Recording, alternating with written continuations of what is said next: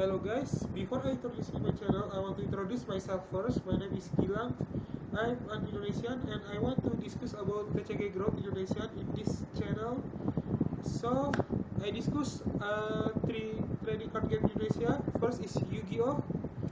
Yeah, you must know Yu-Gi-Oh! Because it's really popular in the world. So I hope you didn't know it. Second is West Wars.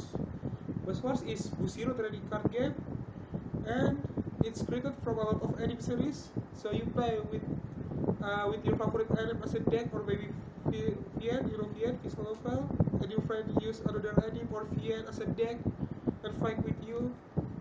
And the last trading card game that I will discuss is Vanguard.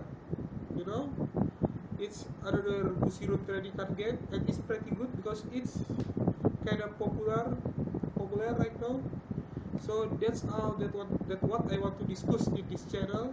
So if you're interested to know more about trading card game growth in Indonesia, please subscribe and enjoy my channel.